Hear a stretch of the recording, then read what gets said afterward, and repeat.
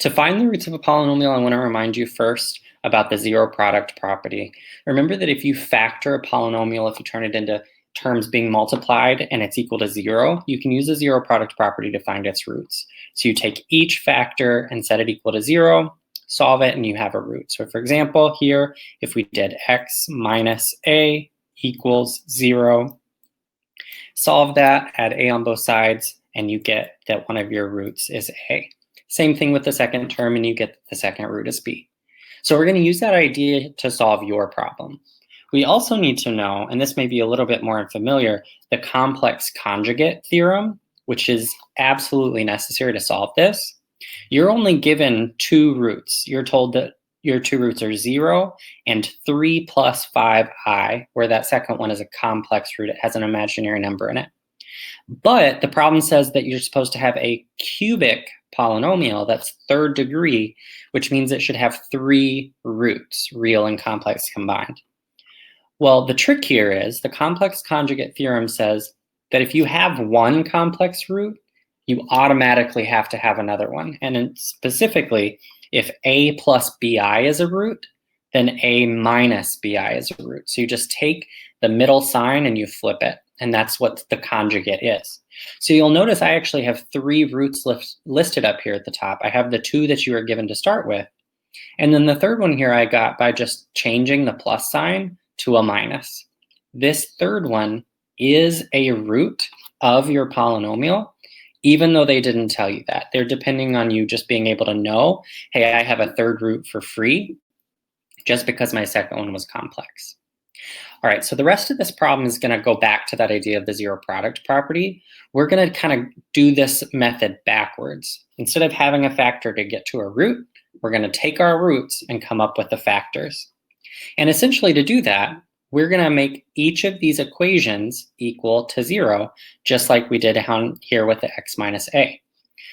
In this case, the easiest thing to do, in fact, this first one is already equal to 0. We don't need to do anything to that. In the second one, I'm just going to subtract both of these terms on both sides. So subtract the 3 and the 5i, and you're going to end up with x minus 3 minus 5i equals 0. And then we're going to do the same thing over here, but add the 5i on both sides. So subtract the 3, add the 5i. I'm not showing it on both sides, but that should happen on both sides of the equation. So that would be x minus 3 plus 5i. And then these would cancel and leave you with 0. And so now that we've done that, we actually have the 3 factors that we need. This whole set of terms over here on the left-hand side, that's going to be one of our factors, x minus 3 minus 5i. The second one is this other thing here, x minus 3 plus 5i. And then the third one is actually just regular old x, because that root is just x and it's already set to equal to 0. So already we can actually write a polynomial by just multiplying all 3 of those factors together. Just like down here at the bottom left, right? Our 2 factors, x minus a and x minus b, were multiplied together. We do the same thing to get our polynomial.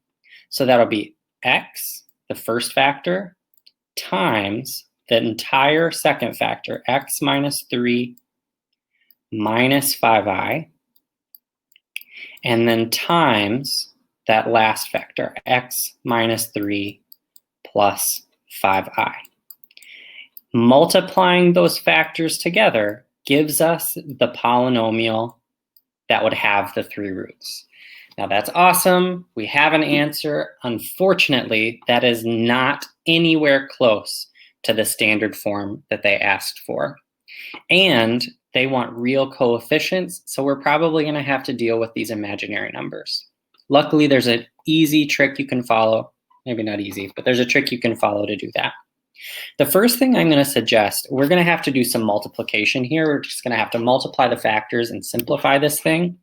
One trick that people use a lot is actually to group some of these terms very purposefully. And what I'm going to do is I'm going to group the x minus 3 here and the x minus 3 here. And if you do that, now let's compare these second and third factors. We have x minus 3 minus 5, and we have x minus 3 plus 5. We still have those two conjugates. The reason that's important is when you multiply conjugates together, something really helpful happens, and we're going to see that in just a second. Okay, I also want to point out, I'm about to ignore this first x right here for a minute. We're still going to have to go back and multiply it at the end, but for right now, I'm going to focus on multiplying these two factors together since they have the most going on. Then we'll come back to that x at the end. So what I'm going to do, this is just like if I have down here at the bottom, I have two terms, right? I have x minus a and x minus b that I'm going to multiply together. If you wanted to multiply those, you could do FOIL, or you could do double distribution. Maybe you're familiar with the box method. But that you would multiply all of these terms together. This is basically the same thing. But up here, x minus 3 is going to act as our whole first term, like x right here. And the 5i is going to be our a. Same thing here, the x minus 3 is going to be our whole term, and the 5i will be the b. So now we're going to do that multiplication. And again, don't forget, I'm leaving this x here till the end. So we're going to start, and we're going to do x minus 3 times x minus 3, which would give us x minus 3 quantity squared. We're going to distribute that out here in a minute, but I'm going to leave it there for now. And then here's where the trick comes in with the conjugates. Next would be x minus 3 plus 5i, or excuse me, times positive 5i.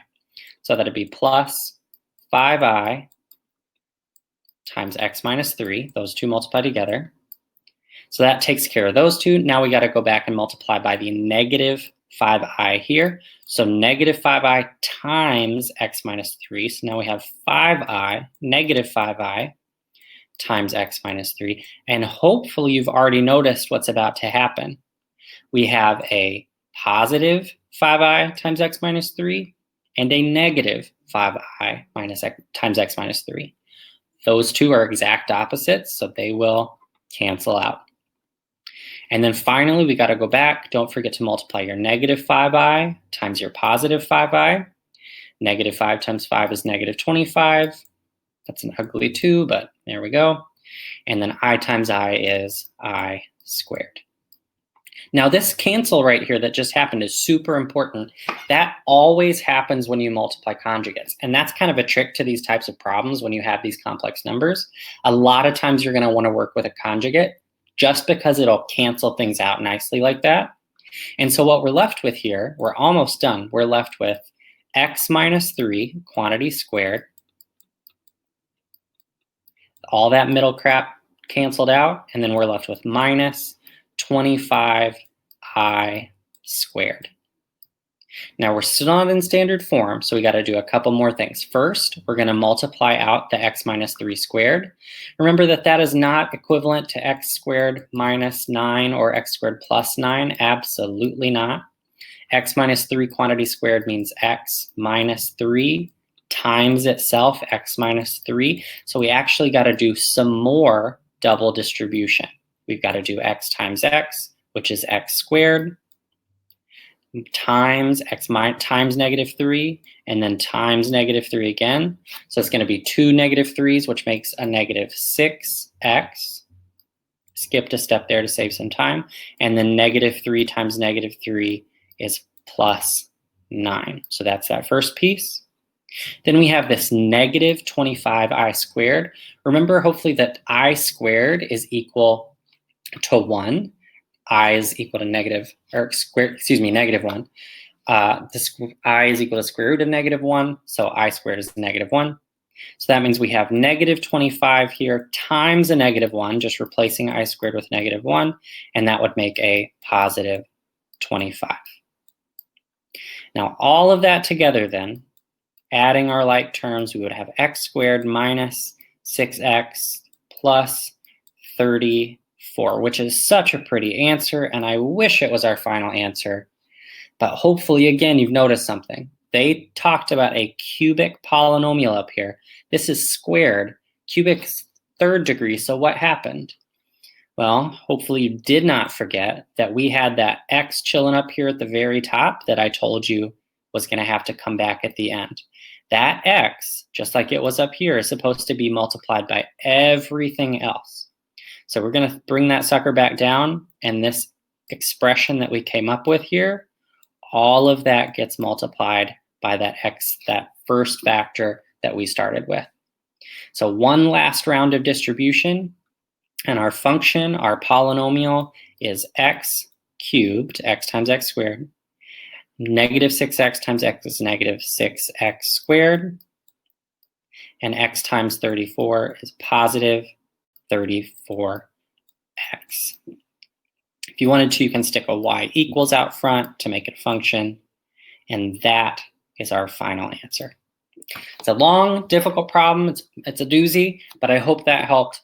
And I hope you're able to do similar problems in the future.